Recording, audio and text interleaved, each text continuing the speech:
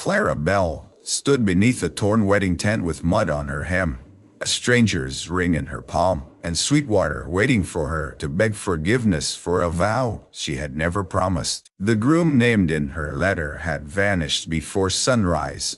The preacher's Bible lay open. Someone called her a thief, another a fraud, and mercy was offered like a rope. Marry the wrong man quietly or leave disgraced. Clara lifted her chin and refused. Then Eli Rusk, the quiet rancher no one expected to speak, stepped from the back row and put his own name where ruin should have fallen. Before we begin, let me know where you are watching from. Leave your country name in the comments below. And if you love stories about courage, loyalty, and community, be sure to subscribe so you don't miss the next stories. By the time the church bell struck 10, the wedding tent behind the Sweetwater chapel was sagging from last night's rain, the canvas drooping low enough to brush the shoulders of the men seated on the aisle. Mud had dried in pale scales along the plank walkway. A row of borrowed lanterns still hung from the tent poles, though morning had come, their flames weak and yellow inside smoky glass. Someone had scattered prairie flowers down the center path before the storm, and now the blossoms lay bruised under boots, blue petals pressed into the bored sky. Clara Bell stood at the front in a traveling dress that had once been dove gray, but now carried the whole journey west in its seams. Coal dust from the train depot clung to the cuffs a burr had caught in the hem during her walk from the boarding house. Her hair, pinned carefully before dawn with the last of her Boston patience, had loosened in the damp air. She held a small carpet bag in one hand and a folded letter in the other, though by now everyone in Sweetwater had seen enough of that letter to think they knew her whole life. On the first bench, Mrs. Ada Price, who owned the Mercantile and half the opinions in town, dabbed at her neck with a lace handkerchief and said, "Not softly enough. A respectable woman would be grateful for any mercy offered." Beside her, the blacksmith leaned forward, big hands on his knees. "Mercy ain't the same as a trap." No one answered him. The preacher, Reverend Loomis, stood with his Bible open and his mouth drawn tight. He was a thin man, with kind eyes made tired by too many funerals and too few peaceful weddings. He looked from Clara to the young man, standing at the opposite side of the tent. That man was not Daniel Vale. Daniel Vale was the name written at the bottom of the letter Clara had carried for 300 miles. Daniel Vale was the man who had promised, in a careful hand, a modest home, honest work, and a marriage entered with respect. Daniel Vale had written that Sweetwater needed women with courage and skill, and Clara, with no family left and no place in Boston that did not remind her of loss, had believed him enough to board a westbound train. But Daniel Vale was gone. In his place stood Martin Vale, Daniel's cousin, with a smile too neat to be sorrowful and a white waistcoat that looked freshly brushed despite the mud. He held a ring between thumb and finger as though he had paid for the entire morning and expected the goods delivered. "It is unfortunate," Martin said, his voice smooth enough to slide over the rough benches, "but the town has come together, Reverend." The girl arrived under the Vale name. The arrangements were made. Daniel has abandoned his obligations and someone must preserve decency. Clara looked at him then. Decency does not begin with handing a woman from one man to another, like a parcel misdelivered at the freight office. A murmur moved through the tent. Martin's smile did not fall. It tightened. "Miss Bell, you came as a letter bride. There are consequences to that choice. You cannot arrive here, take shelter under our town's goodwill, and then shame everyone by refusing a lawful remedy." A lawful remedy. Her fingers creased the letter. "I came to meet the man who wrote to me. I did not come to marry his cousin, because the benches are full and the cake has been baked." A few women lowered their eyes. A boy near the back laughed once before his mother pinched his arm silent. Martin held out the ring. "Listen, repay every expense, the depot fee, the boarding house, the seamstress, work on the dress you refuse to wear, the church tent, the food, the advertisement that brought you here. Repay it now and walk away." Clara's throat tightened. She had $21 sewn into the lining of her carpet bag, 2 letters from Daniel, 1 photograph of her mother, and a silver thimble that had belonged to her grandmother. That was all. The rest of her money had gone to the train, the stage, meals taken in noisy depots, and the black dress she wore after burying the last person who would have noticed if she disappeared. "I owe no debt for a wedding I did not ask you to make," she said. Martin turned to the crowd with a sad little lift of his shoulders. "You hear her. She refuses mercy." That word moved over Clara like cold water. Mercy. They had said it at the boarding house before sunrise, when Mrs. Keene told her Daniel had ridden out in the night. They had said it at the church steps when Martin met her with the ring and offered to save her reputation. They said it now, under the torn tent, as if mercy meant accepting the shape of another person's lie and standing still while it closed around her. Clara looked past Martin, past the preacher, past the leaning tent poles, and saw the dusty street beyond the chapel yard. A team of bay horses stamped near the hitching rail. Farther off, the saloon door swung open and shut in the wind. A train whistle sounded from the deep hall, thin and mournful, reminding her how far the tracks had carried her from every familiar thing. She could leave. She could walk into that street, take the west road until someone hired her as a cook or seamstress or nothing at all. She could sleep in barn, trade stitches for meals, and hope the world had a corner left for a woman alone. She lifted her chin. "I refuse," she said. The words were quiet, but they landed hard. Martin's face changed then, only for a second. The polish cracked and something mean looked through. "Then I will see you charged for fraud. I will swear you misrepresented yourself to obtain passage and lodging under false marriage pretenses." "She did no such thing," the blacksmith said. Martin ignored him. "Sheriff's office is open." Reverend Loomis shut his Bible halfway. "Martin, let us not be hasty. She brought this on herself." Then, from the last row, a chair scraped. The sound was not loud. Still, the tent quieted around it. Eli Russ stood near the back pole where the canvas dripped steadily onto his shoulder. He was not dressed for a wedding. His hat was in his hands, rain dock around the brim. His coat was plain brown, his shirt clean but worn at the collar. His boots marked by honest ranch mud instead of town mud. He had the sort of face people overlooked until trouble came. Steady, sun-browned, and guarded, with eyes the color of creek stones under clear water. Clara had seen him once before at the depot, the evening she arrived. He had lifted a trunk for an elderly woman without being asked, then vanished before she could thank him for catching her cut bag when it slipped from the platform. Now every head turned toward him. Martin frowned. "This is a family matter, Russ." "No," Eli said. His voice was low, but it carried. "It became a town matter when you filled these benches."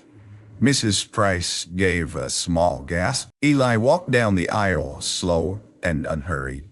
He did not look at the crowd. He did not look at Martin long enough to grant him importance. He stopped beside Clara with 3 feet of space between them, as if even in defending her he would not claim a right he had not earned. Then he looked at Reverend Loomis. "Put my name down," Eli said.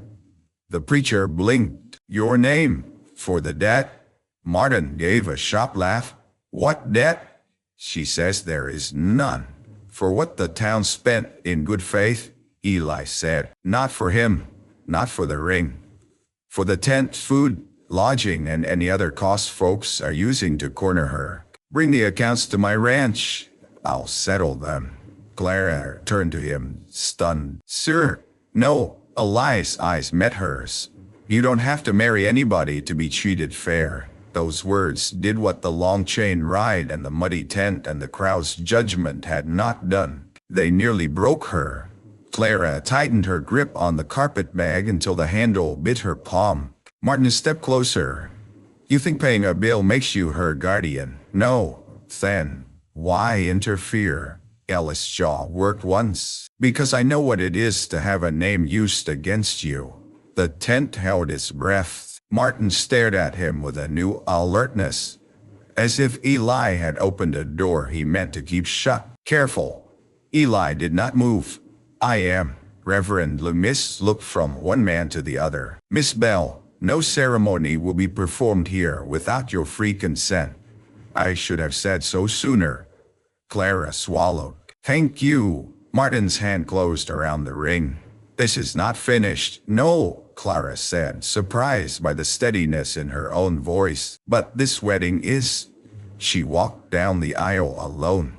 No one stopped her. Outside the tent, the air smelled wet dust, horse sweat, and the last of the storm. She reached the chapel steps before her knees threatened to fail. Eli followed only as far as the gate. Miss Bell, he said. She turned. He held out a small square of linen, a handkerchief, clean except for a smudge of saddle leather near one corner.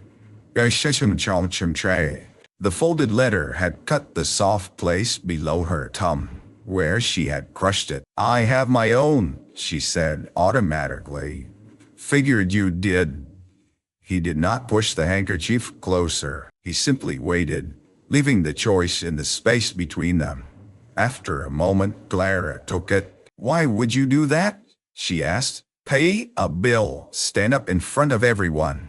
He glanced toward the tent where voices had begun to rise again. Seems someone ought to. That is not an answer. No, he said. It's the one I have for now. A wagon rattled past. Across the street, a man sweeping the saloon porch paused to watch them.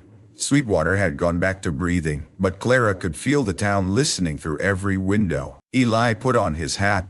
Boarding house might not feel friendly today. Mrs. Keene rents rooms according to wind direction and gossip. My ranch has a spare room off the kitchen. My housekeeper is a widow named Ruth Bellamy. She'll give you clean sheets and a locked door. No obligation. Clara almost laughed because the world had become too strange for any other response. You offer rooms the same way you offer to pay debts. No, rooms are cheaper. Despite herself, a breath of amusement escaped her. Eli seemed relieved by that small sound. If you'd rather stay in town, I'll speak to the blacksmith's wife. She's kind. Clara looked at the street, the watching windows, the saloon, the Depaw Road leading back toward the tracks. Pride told her to refuse everything. Sense told her. Pride was a thin blanket in a cold country. I will accept a ride, she said, only until I can make arrangements. She nodded once, as if that was exactly what he expected. At the hitching rail, he helped her into a buckboard without touching more than her gloved fingertips. The horses leaned into their traces, and Sweetwater began to slide behind them in a blur of false flowers, wet canvas, and faces pretending not to stare. Clara sat straight back, the ruined letter in her lap, and Eli Rust's handkerchief pressed to her palm. She had refused mercy at the wedding tent, but she did not yet understand what it had cost the quiet rancher to put his name on the line. The Rust Ranch lay 5 miles south of Sweetwater, where the prairie opened wide and honest, rolling in tawny swells toward a line of blue hills. By afternoon, the clouds had broken into pale strips, and sun flashed on puddles along the wagon road. Meadowlarks called from fence posts. Cattle grazed in low ground where the storm had left the grass shining. Clara watched it all, with the weary attention of someone trying to memorize a country that might throw her out by supper. Eli drove with one hand, reins loose across his palm. He did not ask about Boston. He did not ask about Daniel. He did not ask why she had answered a marriage letter when no one in Sweetwater seemed capable of imagining a decent reason. His silence was not empty. It was built like a fence, plain, useful, and not meant to trap her. That made her more uneasy than questions would have. At last she said, You knew Daniel Vale. Ellis' gaze remained on the road. Most folks know most folks here. That is not an answer either. No, she turned slightly on the wagon seat. Do you dislike answering questions, Mr. Rust? Depends on the question. And the person asking. That too. She looked down at the handkerchief wrapped around her palm. Then I will ask plainly, did Daniel Vale write those letters? The horse's hooves struck a wet patch, pulling soft sounds from the mud. Eli took a long moment. I don't know. Clara's stomach sank. But you suspect something.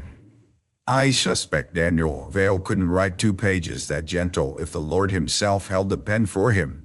The words struck her harder than she expected. She had known since morning that something was wrong. She had known when Daniel failed to appear, when Martin held the ring, when the boarding house women whispered over the wash basin. But the letters had been real to her. The patient lines, the careful questions about her sewing work, the way he had written, a home ought not swallow a woman whole. It ought to give her a place to stand. She had carried that sentence through Ohio, Missouri, Kansas, and on into Sweetwater like a lamp in her hands. If Daniel did not write them, she said, then who did? Eli's mouth tightened. That's worth finding out. The ranch appeared beyond her eyes. A weathered house with a white porch, a barn darkened by rain, corrals patched with new rails, a windmill turning slowly against the clearing sky. Smoke rose from the kitchen chimney. 2 cowhands looked up from mending harness as the buckboard rolled in, their curiosity plain but not rude. A yellow dog barked twice, then trotted beside the wagon as if appointed to escort strangers. On the porch stood Ruth Bellamy, a stout woman in a blue calico dress with silver hair braided tight around her head. She held a flour-dusted rolling pin in one hand and looked Clara over the way a doctor studies a fever. This her? Ruth asked. This is Miss Bell, Eli said. Ruth's eyes softened at the torn glove and muddy hem. Well, come in before Sweetwater's foolishness rides in after you. Inside, the ranch house smelled of coffee, yeast bread, wood smoke, and rain-damp wool drying near the stove. The kitchen was large and plain, with a scrubbed table at the center and bunches of herbs hanging from a beam. A lamp sat ready, though daylight still reached through the windows. Beyond the kitchen, Clara glimpsed a sitting room with a stone fireplace, a shelf of worn books, and a framed photograph turned slightly away from view. Ruth gave her warm water, soap, and a towel. She did not fuss, which Clara appreciated more than sympathy. While Clara washed blood from her palm, Ruth set coffee on the table and cut thick slices of bread. You'll take the back room, Ruth said. Door latches proper. Window sticks unless you lift hard, so don't think it locked you in. It just has a stubborn nature. I cannot stay long, Clara said. Most folks say that when they need rest. Eli stood near the stove, hat in hand. I'll ride back to town before dark. Clara looked up quickly. Why? To hear what Martin's telling people before it grows legs overnight, and the accounts. Those too. I did not agree to let you pay them.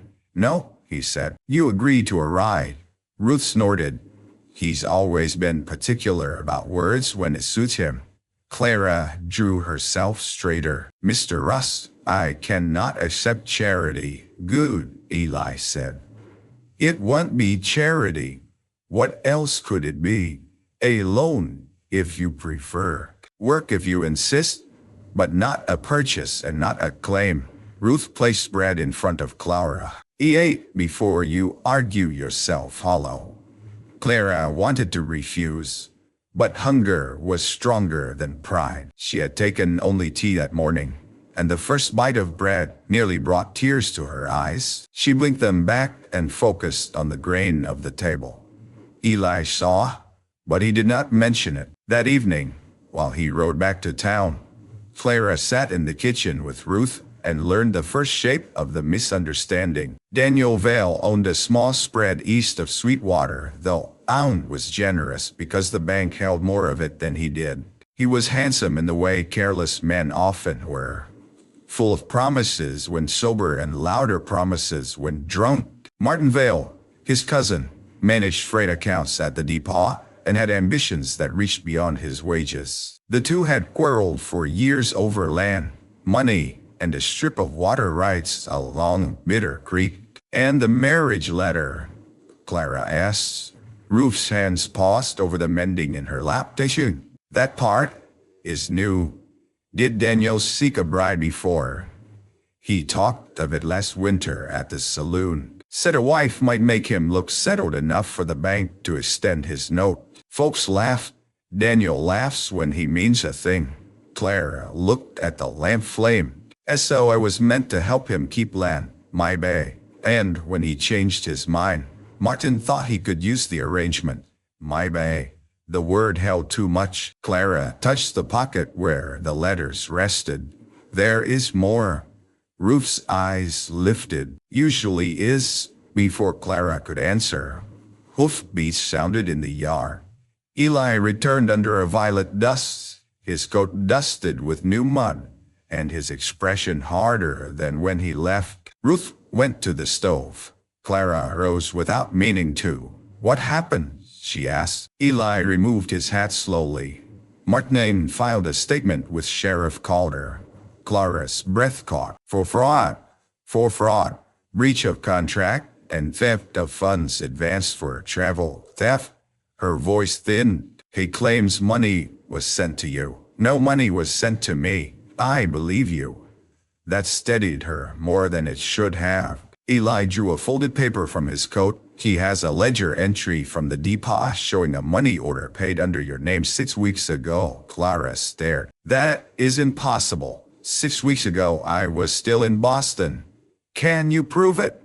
I was working at Mrs. Hargrove's dress shop. There are customers' receipts. My rooming house in Boston. The distance between Boston and Sweetwater opened again, wide as a canyon. Ruth muttered something unkind about Martin Vale. Eli laid the paper on the table. Sheriff won't arrest you tonight. Reverend Loomis and Abel Hart, the blacksmiths, spoke for you. But Martin's pushing. Says if you don't marry him or repay the funds by Saturday, he'll bring charges before Judge Weller when he arrives on circuit. Saturday, Clara said. 3 days. There's something else. Of course there was. Trouble never arrived alone. Eli's eyes shifted to Ruth, then back. Martin says Daniel left a note naming you as the reason he fled. Claims you threatened to expose him unless he married you.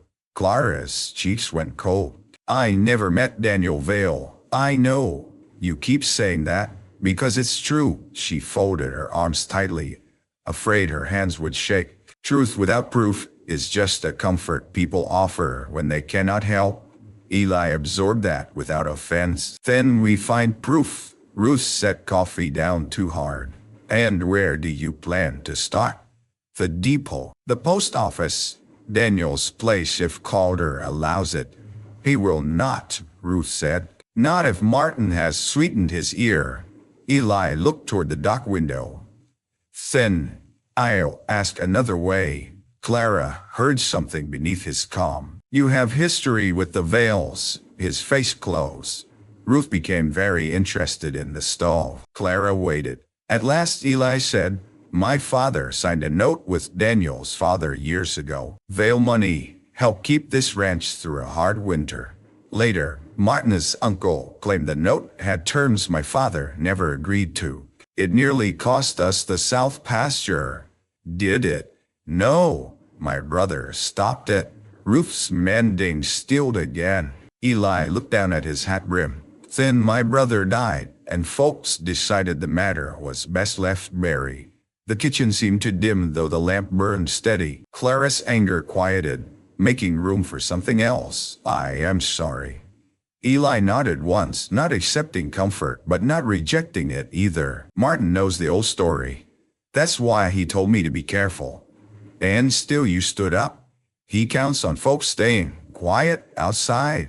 Wind moved along the porch, carrying the smell of wet earth and cattle. Clara looked at the paper on the table, at the false claim made in her name, at Eli's hand resting near it, scarred, work brown, steady. I can sew, she said. Eli blinked. Mom, I can mend, cook plain meals, keep accounts if figures are honest, and copy letters in a clear hand. If I stay here until Saturday, I will work for my board.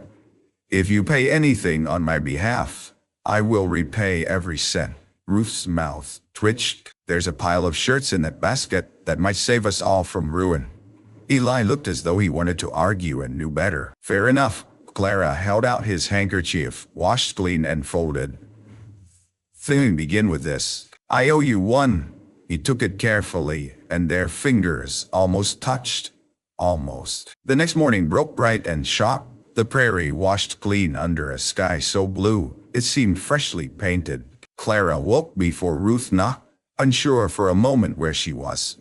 The small back room held a narrow bed, a washstand, a braided rug, and a window looking toward the barn. Beyond the glass, cowhands moved through the yard in the gold light, carrying pails, swinging gates, calling to horses. A rooster crowed as if personally responsible for the sun. Clara dressed in her plainest skirt and went to the kitchen, where Ruth set her to kneading dough without ceremony. Hands know grief better when they're busy, Ruth said. I am not grieving. You lost the future you thought was waiting. That counts. Clara pressed her palms into the dough. The words worked under her skin. She had not loved Daniel Vale. She had loved the idea of a door opening when every door behind her had closed. She had loved the hope that she might step off a train and be wanted, not grandly, not foolishly, but steadily. Instead, she had stepped into a public trap. By mid-morning, Eli came in carrying a broken bridle and a stack of shirts with elbows worn through. He stopped when he saw Clara at the table, sleeves rolled, flour on one cheek. Ruth noticed the pause and smiled into her coffee. Clara did not. You have torn half your wardrobe. Barbed wire is hard on sleeves. Barbed wire did not do this. She lifted one shirt. This is neglect. One of the cowhands, a young red-haired man named Toby, laughed from the doorway. She's got you there, boss. Eli gave him a look mild enough to be dangerous. Toby vanished. Clara bent over the mending. Do you intend to go town today? After dinner? Thought I'd check Daniel's place first, then I am coming. No, she looked up. Eli seemed to regret the speed of his answer, but not the answer itself. It might not be safe. My safety is already being discussed by men who do not ask my opinion. I would rather be present. Martin and I be there. Then I will have the pleasure of not fainting. Ruth laughed outright. Eli rubbed a hand along his jaw. You ride? I have sat on a horse twice. Neither of us was improved by it. Then we'll take the buckboard. Daniel Vale's place sat east of town, where the land dipped toward Bitter Creek. The house had once been whitewashed, but weather had peeled it to gray boards. A wagon wheel leaned against the porch. The corral gate hung crooked. In the yard, a water trough had gone green at the edges. It looked less abandoned than ashamed. Sheriff Calder waited by the porch, Toombs hooked in his belt. He was a broad man, with a sandy mustache and eyes that avoided Clara's until they had no choice. Miss Bell, he said. Rust, Sheriff, Eli replied. Calder shifted. I can let you look for personal correspondence, seeing as your name is tangled in this, but you don't remove anything without my say. Agreed, Clara said before Eli could answer. Inside, the house smelled of stale smoke, damp paper, and old coffee. A chair lay tipped near the stove, drawers open. Either Daniel had left in haste or someone wanted it to seem so. Clara moved carefully through the front room, touching nothing at first. On the mantel sat a tintype of two boys beside a horse. One had Daniel's handsome, careless face. The other, leaner and sharper, might have been Martin. Eli examined the desk. Papers are gone, all of them. Anything useful? Clara stepped into a small bedroom. A trunk stood at the foot of the bed, empty. The washstand held a cracked pitcher. On the floor, near the wall, lay a scrap of blue ribbon, the kind used to tie letters in bundles. She knelt and picked it up. That yours? Eli asked from the doorway. No, but my letters from Daniel were tied with ribbon, this color, when they arrived. I thought it odd. Men do not often tie correspondence so prettily, how some do. She glanced at him. My mother tied every letter she kept, he said. Clara held the ribbon to the light. There is wax on it. Eli came closer. A flake of dark red sealing wax clung to the weave. My letters had no seal, Clara said. Only envelopes from the front room. Sheriff Calder called. You find something? Eli looked at Clara, leaving the choice. She opened her fingers. A ribbon. It might be nothing. Calder took it, frowned, and tucked it into his pocket. Likely nothing. Clara's temper stirred. Likely things become truth only when someone bothers to look at them. The sheriff's face reddened. Miss, I am trying to be fair. Then try harder. Eli's mouth moved as if hiding a smile. They found no letters, no money order receipt, no note in Daniel's hand. But as Clara stood by the desk, she noticed the blotter had been turned upside down. Its underside carried faint impressions where someone had written hard on paper above it. She tilted it toward the window. Words emerged backward and broken. Arrives Thursday. Well, we'll stand. Keep her frightened. Keep her frightened. Turn. Keep here. Mr. Russ, Eli was beside her in an instant.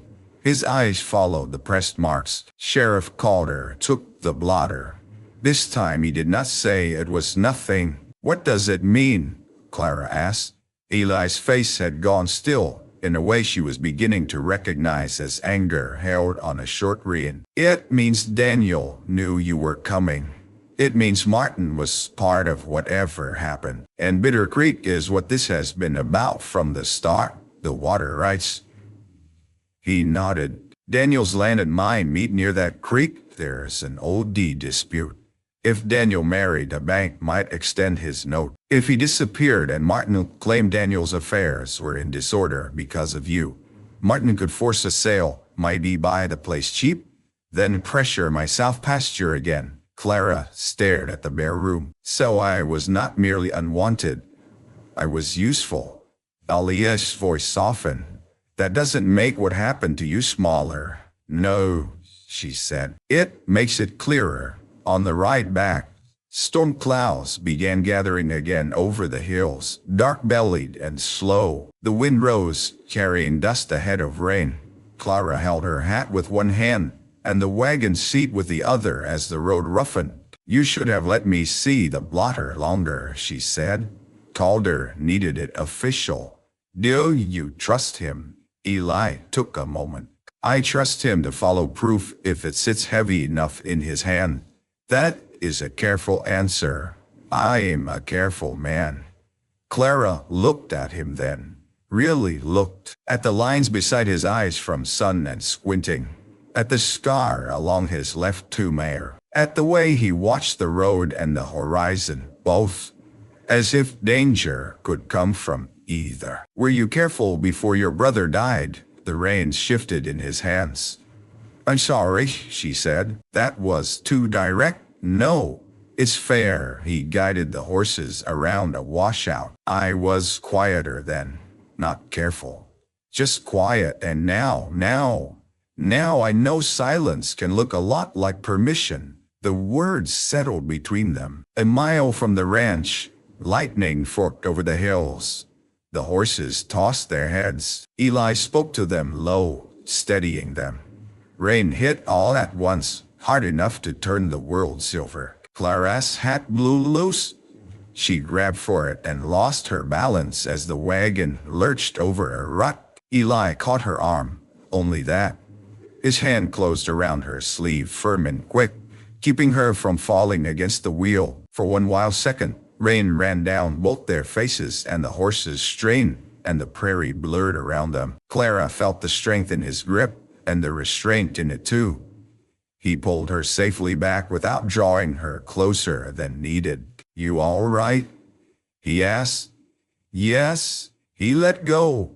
The loss of his hand felt strangely louder than the thunder. By the time they reached the ranch, everyone was running. A section of corral fence had broken under the storm, and several cattle had pushed through toward the low pasture. Eli leapt from the wagon before it fully stopped. Toby, get the east gate. Ruth, keep Miss Bell inside. But Clara had already climbed down. "Tell me what to do." Eli turned in the rain. "Stay clear of the horses." I asked what to do, not what to avoid. A flash of something like admiration crossed his face. "Barn. Lanterns. We need two lit and hung by the south rail so the men can see the break." Clara ran. The barn smelled of hay, leather, wet animals, and warm dust shaken loose by thunder. She found the lanterns on a peg, fumbled with matches, cursed once under her breath when the first broke, then got the flame going. Outside, men shouted through the rain. Hooves thudded. The yellow dog barked like a creature twice his size. Clara carried the lanterns one at a time, shielding each flame beneath her shawl. Mud sucked at her shoes. Rain soaked her hair loose down her back. At the south rail, she climbed onto the lower rung to hang the second lantern higher, stretching until her fingers found the nail. A steer burst from the dark. It came fast, frightened by thunder, head low, eyes rolling white. Clara froze. The lantern swung wildly from her hand. Then Eli was there on horseback, cutting between her and the animal with a shout that cracked through the storm. His horse shouldered the steer aside just enough. Toby in another hand drove it toward the gate. Eli swung down and reached Clara as the lantern slipped. This time, when he caught her, he pulled her against him because there was no careful way to save a person from being trampled. For a breath, she stood with both hands braced against his chest, feeling the violent beat of his heart under rain-soaked cloth. "I told you to stay clear of horses," he said. "That was not a horse." His laugh came out rough, almost surprised. She looked up at him, rain on her lashes. His face was close enough that she could see a tiny scar near his chin, close enough that the noise of the storm seemed to fall away. Then Ruth shouted from the porch, "Either get inside or drown politely where you stand." They stepped apart at once. Later, after the cattle were secured and the men fed, Clara sat at the kitchen table, wrapped in a borrowed blanket, while Ruth poured coffee strong enough to wake the dead and lecture them. Eli came in last, soaked, limping slightly. "You're hurt?" Clara said. "Stepped wrong. Sit down." She pointed to the chair. "I have heard men say that about bleeding, fever, broken ribs, and bad decisions." "Sit." Ruth raised her brows, but said nothing. Eli sat. Clara knelt by his boot before pride could stop her. "My eye." He looked uncomfortable. "Miss Bell, you saved me from a steer. Allow me to inspect an ankle." He gave the smallest nod. She eased his boot off. His ankle was swollen, not broken. Ruth brought liniment, and Clara wrapped it with a strip torn from an old sheet. Her fingers worked gently, remembering years of caring for her mother through winter coughs and long weakness. Eli watched her hands with an expression she could not read. "Where did you learn?" he asked. "Necessity. That teaches well, and cruelly." He looked at her then. Something passed between them in the lamplight. Not a declaration, not even a promise, just recognition. Outside, the storm moved east, grumbling over the prairie. Inside, the ranch house held steady. Bread cooled on the shelf. Wet coats steamed near the stove. The false wedding felt farther away than a single day should allow. But near midnight, a rider came from town with a message. Sheriff Calder wanted Eli and Clara at the courthouse first thing. Martin Vale had produced a witness. The courthouse in Sweetwater was a square wooden building with a bell on top and a jail room in back that smelled of iron, dust, and old fear. By 8 in the morning, the street outside had filled with wagons and horses. News traveled quickly in a town where entertainment costs money and scandal came free. Clara stepped down from Eli's buckboard wearing her clean gray dress, mended gloves, and a face she hoped showed less dread than she felt. Eli moved beside her, his limp barely visible because he was too stubborn to grant Payne an audience. Inside, Judge Weller had not yet arrived. But Sheriff Calder stood near his desk with Martin Vale and a woman Clara recognized from the boarding house. Mrs. Keene twisted her apron in both hands and would not meet Clara's eyes. Martin looked pleased. "Miss Bell," he said, "I wish matters had not come to this." "No, you don't," Clara said. His smile cooled. "Mrs. Keene has come forward. She saw Daniel Vale visit you the night you arrived." Clara stared. "That is false." Mrs. Keene flinched. Martin continued. "She heard raised voices. She heard you demand money. And the next morning Daniel was gone." "That is false," Clara repeated. But the words sounded smaller against the room. Sheriff Calder looked miserable. "Mrs. Keene gave a sworn statement." Eli's voice was even. "Ada Keene, look at me." The boarding house keeper looked up as if pulled by a thread. Eli took one step forward. "Did you see Daniel Vale in Miss Bell's room?" Her mouth trembled. "I saw a man." "What man?" "A man in a dark coat." "Daniel owns a tan coat," Martin snapped. Many men own more than one coat. Eli did not look away from Mrs. Keene. "Did you see his face?" She pressed her lips together. Martin's voice sharpened. "Ada." That one word told Clara enough. Fear stood in the room with them, plain as a person. Mrs. Keene whispered. "No." Martin's face hardened. Clara breathed again. Sheriff Calder frowned. "Your statement says you recognized Daniel Vale." "I thought I did," Mrs. Keene said, tears gathering. "Mr. Martin said Daniel had gone there. He said if I valued my establishment, I ought to help keep scandal from ruining the town." "I thought—" "You thought wrong," Clara said, though not unkindly. Mrs. Keene began to cry. Martin stepped back. "This is absurd." A frightened woman changing her words under pressure from rust means nothing. The courthouse door opened, and Reverend Loomis entered with Abel Hart, the blacksmith, and a young telegraph clerk named Samuel Pike. Samuel held a stack of papers tied with twine. "Sheriff," the Reverend said, breathless, "you need to see these." Martin's eyes flicked to the papers. Clara saw it. Eli saw it too. Samuel laid them on the desk.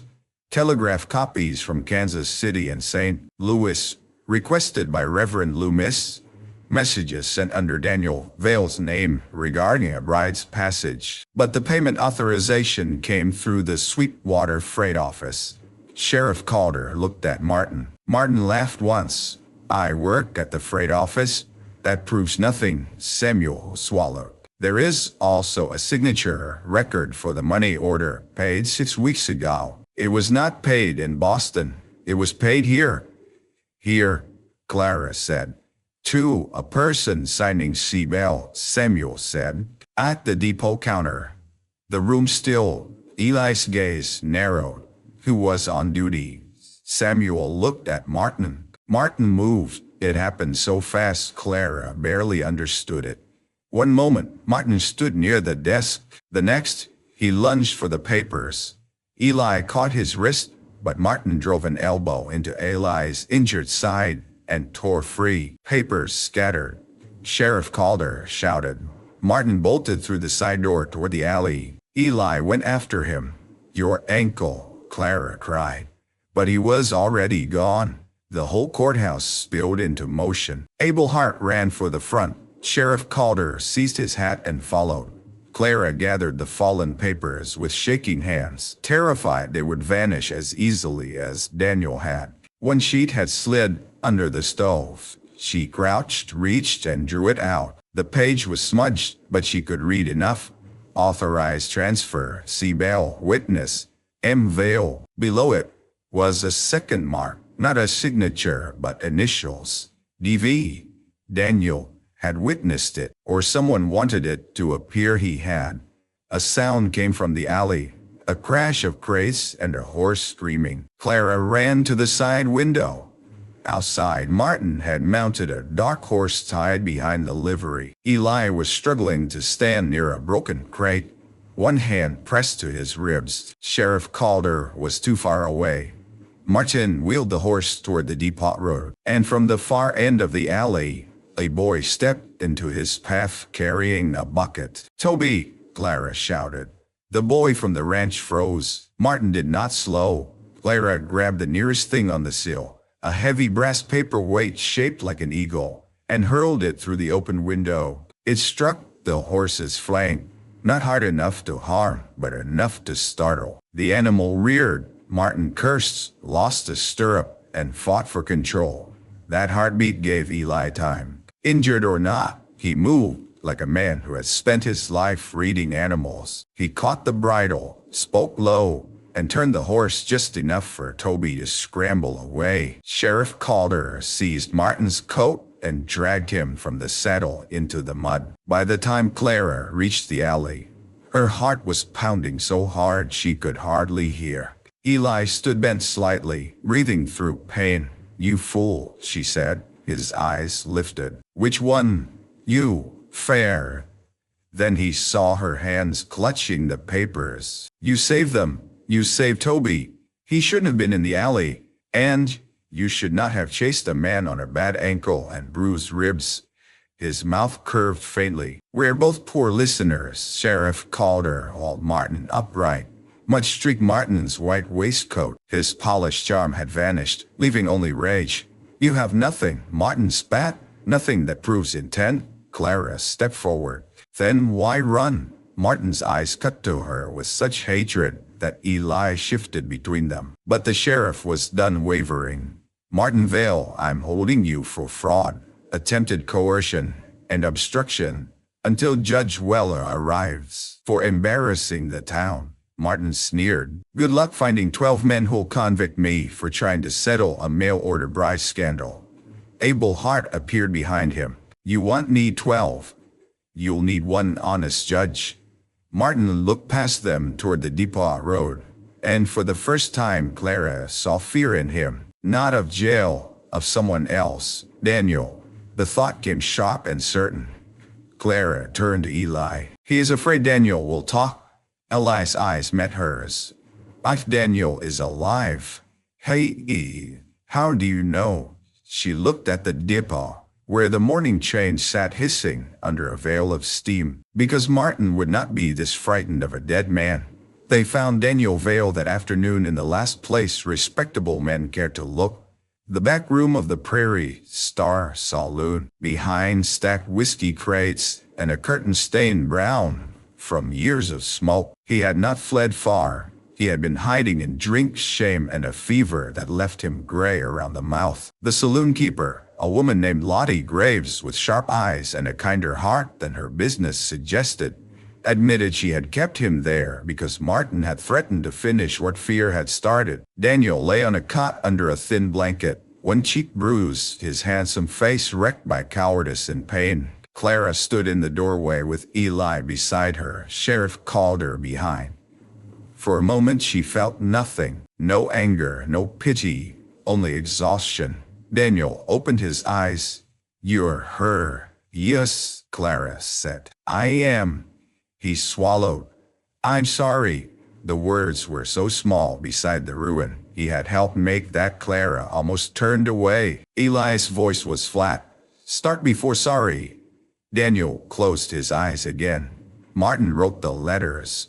Clara's fingers tightened around the doorframe. "He wrote them using my name. Said it would help me look settled," said the bank. "Like married men better. I told him I wouldn't lie to a woman. Then winter came hard and the note came due. And Martin said it was only letters. He said I could tell you the truth when you arrived." Clara tasted bitterness. "And you believed him because it served you." Daniel flinched. "Yes." "Keep going," Eli said. Daniel's gaze shifted to him, then away. "Martin needed my land for the creek claim. My marriage would delay the bank sale, but if I looked unstable, fraudulent, mixed up in scandal, he could force my property into receivership. He planned to marry her himself when I refused, then claim he had saved the Vale name and take control of my affairs." "Why disappear?" Sheriff Calder asked. Daniel's mouth twisted. "Because I'm a coward." No one argued. "Martin came the night before the wedding." Daniel continued, said Miss Bell had arrived, said if I stood up before the town and told the truth, he'd bring back the old Rusk note. Said he had papers proving Eli's father owed more than was paid. Said he'd take Rusk land next and everyone would know Jonah Rusk died over a forged claim because Eli let it happen. Clara felt Eli go still beside her. Jonah, his brother. Eli said nothing. Daniel looked at him with wet eyes. I'm sorry, Eli. Don't spend that word on me. Daniel nodded weakly. Martin struck me when I tried to leave for the sheriff. Lottie found me near the alley after midnight. Lottie, leaning against the wall, folded her arms. He had more whiskey than sense and less courage than either. But he was bleeding. I hid him because Martin's man came asking. Martin's man, Clara asks. Railroad drifter named Pike Devlin, Lottie said. Does dirty work for whoever buys. Sheriff Calder swore under his breath. At the name, Daniel struggled up on one elbow. Devlin has the deed packet. Martin gave it to him after taking it from my desk. It has the original Bitter Creek map and the forged Rusk note. Devlin's leaving on the evening freight. Eli moved first. Clara caught his sleeve. No. His eyes came to hers. You can barely stand, she said. Those papers matter. Yes, so does whether you are alive tomorrow. Sheriff Calder stepped forward. I send deputies to the depot. You don't have deputies, Lottie said. I have Abel. Abel runs like a loaded stove. Clara looked at the window. Outside, Sweetwater Street shone under late sun. Wagons rolled through puddles. The evening freight would leave in less than an hour, taking with it the proof of every lie that had cornered her and haunted Eli's family. I can go, she said. Every man in the room objected at once. She raised her voice over them. Devlin does not know me, except as a frightened bride. He will watch for Sheriff Calder. He will watch for Eli. He will not watch for me carrying a carpet bag at the depot. Bailey's answer was immediate. Nope. Clara faced him. You said I did not have to marry anybody to be treated fair. Do not now tell me fairness means standing aside while men decide the danger for me. His jaw tightened. That is not what I mean. Then means something better. The room quieted. Eli looked at her for a long moment. In his eyes she saw fear, not of insult or scandal, but of losing something he had not named. It shook her. At last he said, You won't go alone? No, she said, but I will go first. They made a plan with the speed of people who had no time to improve it. Clara would enter the depot with her carpet bag and ask about eastbound fares, drawing attention as a woman expected to flee disgrace. Lottie would follow and speak to the station master. Sheriff Calder and Abel would wait near the freight platform. Eli, against every sensible argument, would cover the rear door from the shadow of the grain office. Ruth arrived just as they were leaving the saloon, having heard enough from Toby to come armed with a shawl, a packet of food, and a fury that could have powered the train. She caught Clara by the shoulders. You do not owe these men bravery. No, Clara said softly. I owe myself the truth. Ruth's eyes shone.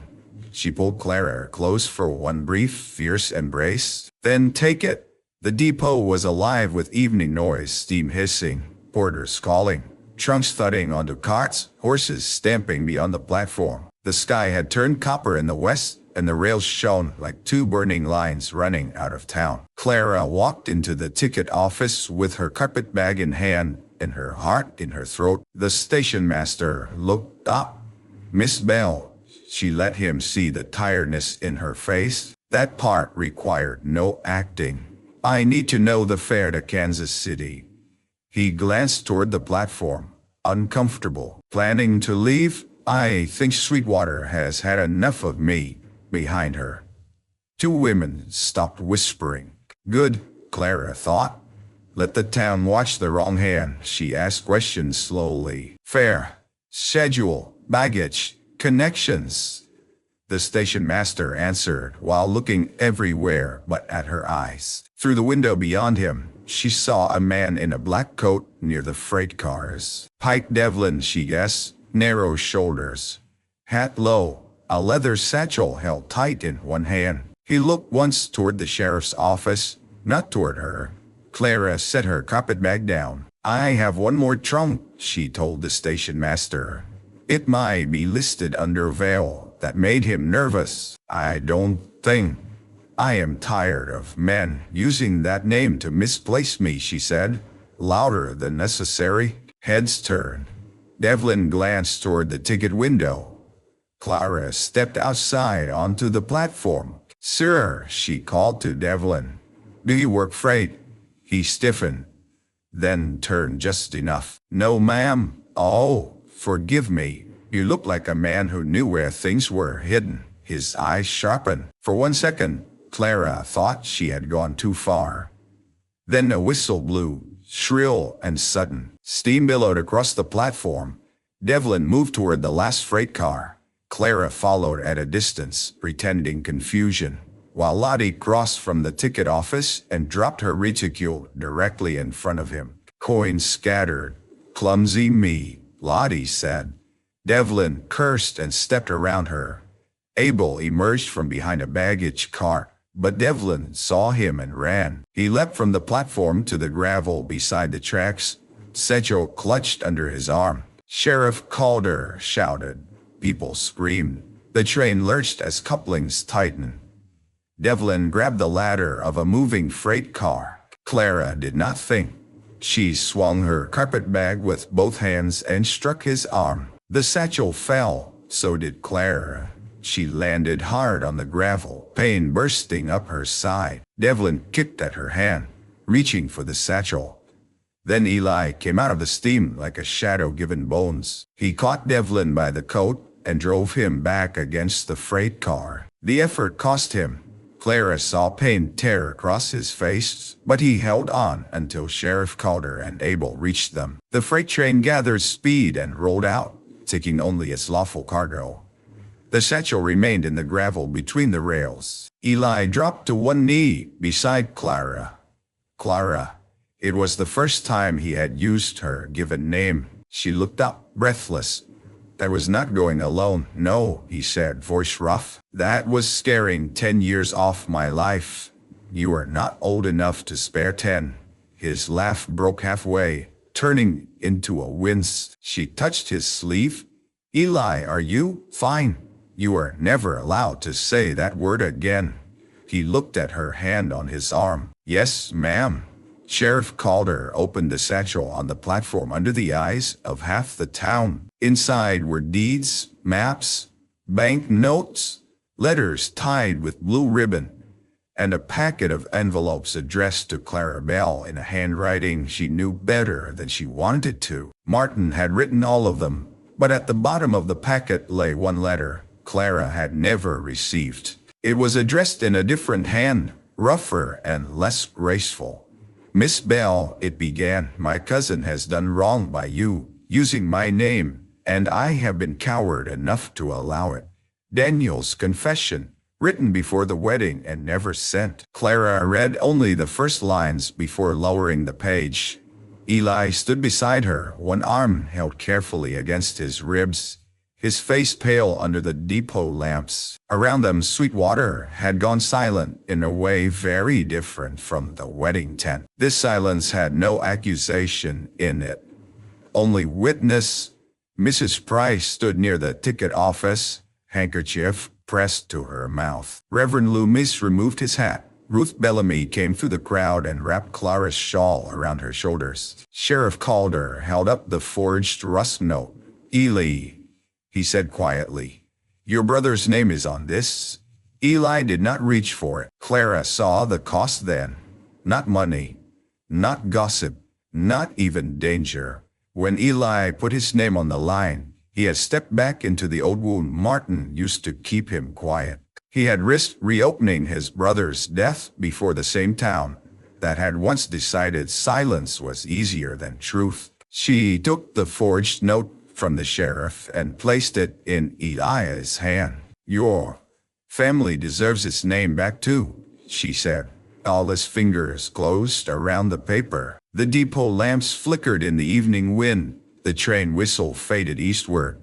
And for the first time since Clara arrived in Sweetwater, the tracks no longer sounded like escape. Judge Weller arrived the next morning in a black carriage splashed to the hubs with mud, and by noon, the courthouse was full again. But this time, Clara did not stand alone at the front of a tent while others decided the shape of her life. She sat on a bench between Ruth and Lottie, with Reverend Loomis behind her and Abel Hart filling the aisle like a wall. Eli sat across from her, bruised and stiff, refusing to lean back because pride had survived what his ribs nearly had not. Martin Vale faced the judge with a lawyer from the next county and a face scrubbed clean of mud. Yet no amount of soap could restore the man the town had believed him to be. The documents spoke. Daniel, pale but sober, spoke. Mrs. Keene spoke through tears and admitted her fear. Samuel Pike explained the telegraph records. Sheriff Calder laid out the satchel, the forged note, the money order, and the letter Daniel had tried to send. Clara spoke last. She stood with her hands folded and told the truth plainly. She did not decorate her humiliation. She did not soften Martin's actions to spare the town discomfort. She told them about the letters that had offered respect, the arrival at the depot, the missing groom, the wedding tent, the word mercy used like a chain. Then Judge Weller asked Miss Bell, "What do you seek from this court?" Martin's lawyer rose. "Your Honor, my client has already suffered public embarrassment." The judge looked over his spectacles. "Sit down before you suffer my full attention." The lawyer sat. Clara looked at Martin. His eyes held no remorse, only calculation, searching for another door. "I want the charges against me dismissed," she said. "I want the record to show I committed no fraud. I want any debt placed in my name struck down. I want Mrs. Keene released from whatever threat made her afraid. I want Daniel Vale's confession entered, because cowardice might be ugly, but it is not the same as forgery. And I want the rust note declared false in open court." The judge watched her. "You ask nothing for yourself beyond dignity."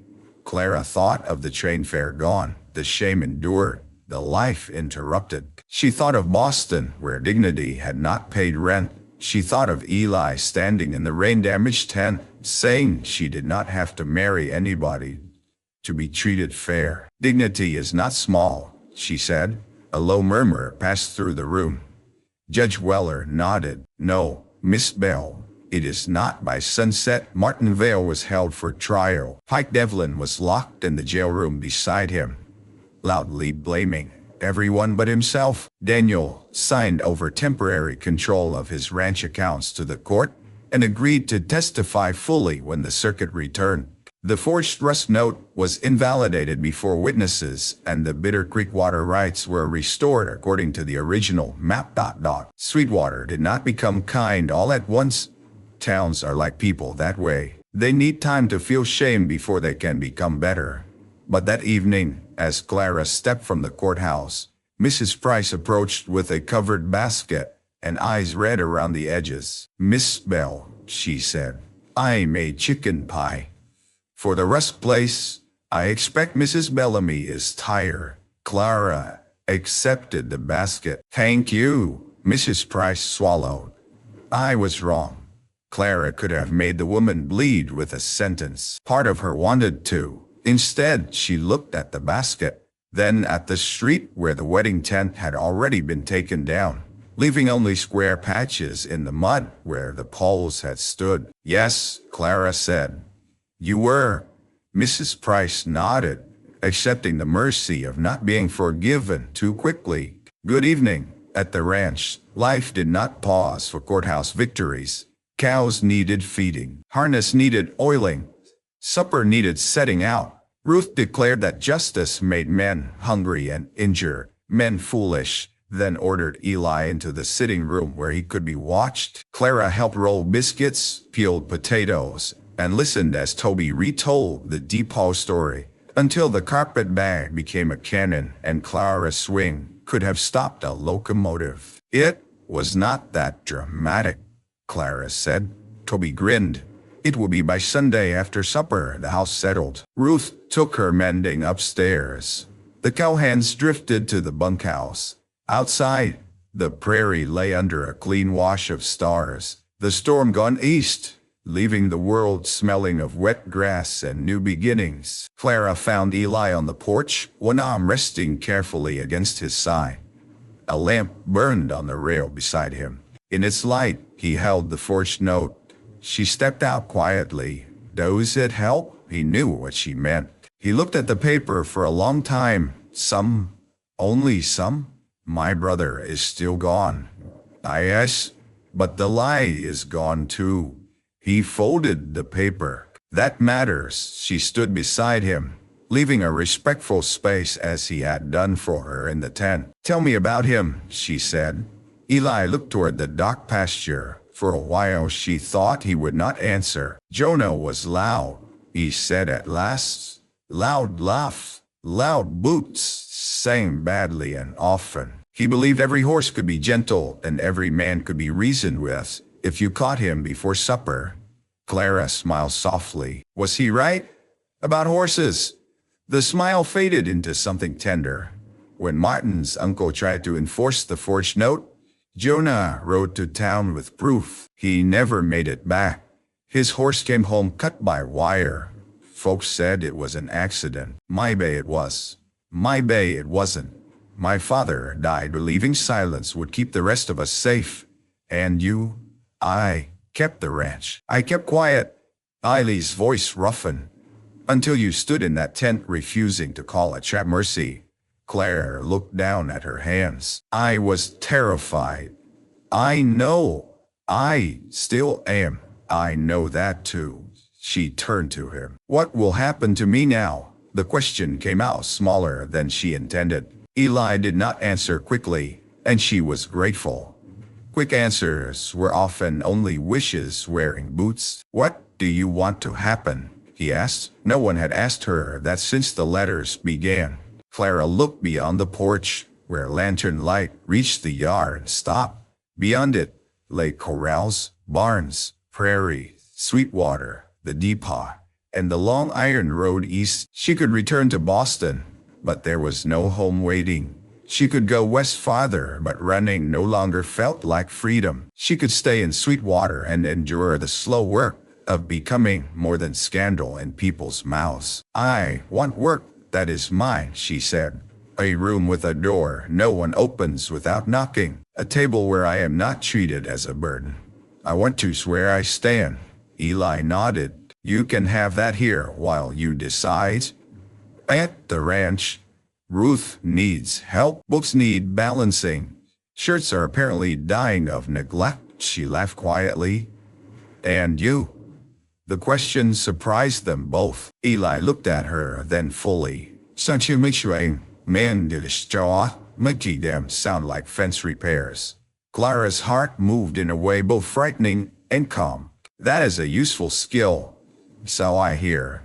The prairie wind brushed the lamp flame. He reached to steady the glass, winced, and she caught his hand before he could pretend otherwise. This time their fingers touched and stayed. Clara, he said. Her name in his voice no longer startled her. It felt like a gate opening. Yes, I won't ask you anything while you're cornered. Not by debt, not by gossip, not by gratitude. She blinked against sudden tears. If I ever ask, he continued, I'll be when you have every road open to you. Clara held his gaze. And if I choose not to take those roads, then I'll be grateful to stand where you choose. There, under the porch lamp, with crickets beginning in the grass and the barn dark against the stars. Clara understood that love did not always arrive like a train whistle or a wedding bell. Sometimes it came as a man standing 3 feet away, so he would not crowd you. Sometimes as a handkerchief offered without demand.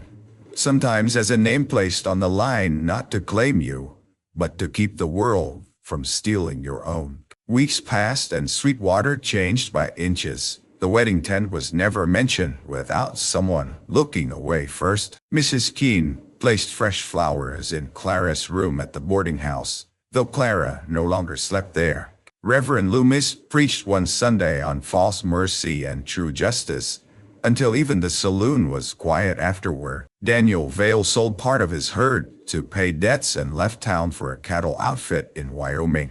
Sober when he boarded the train and ashamed enough that Clara believed he might remain so. Clara stayed at the Rusk Ranch. At first, she told herself it was practical. Ruth needed help with the kitchen, the accounts, and the endless repair of garments that ranch work chewed through. Eli needed someone with clean handwriting to answer suppliers and challenge dishonest invoices.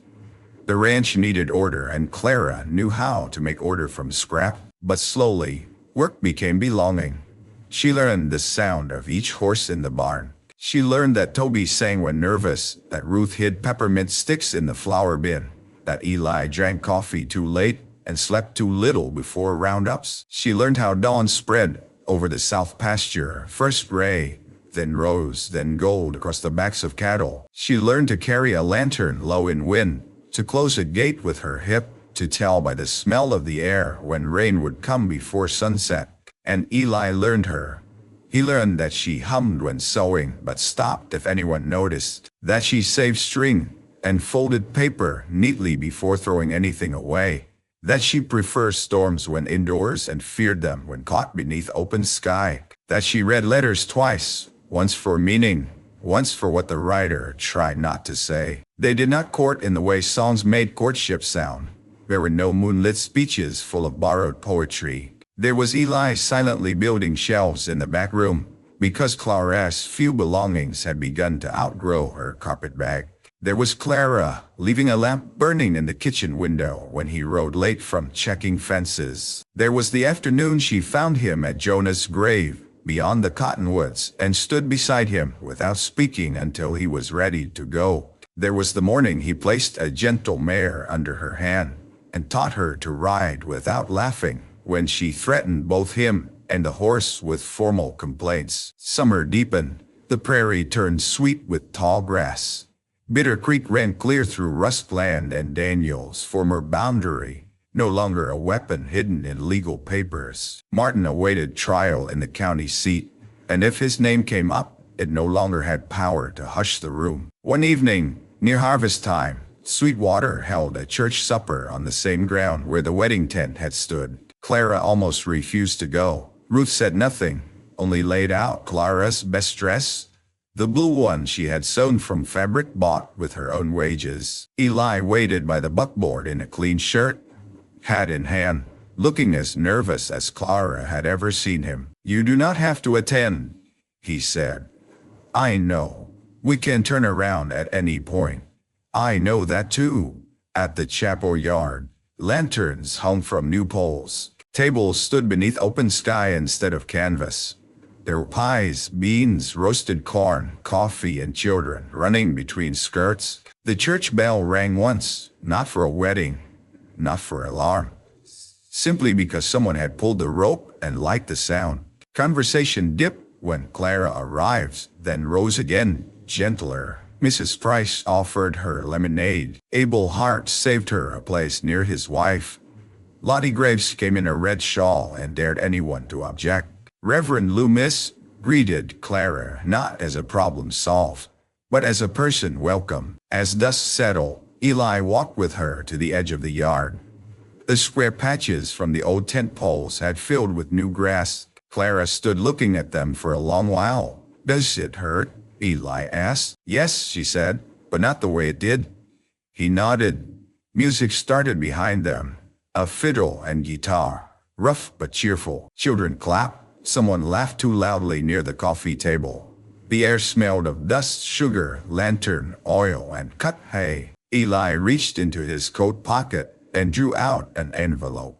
Clara's breath caught before she could stop it. He saw and held it still between them.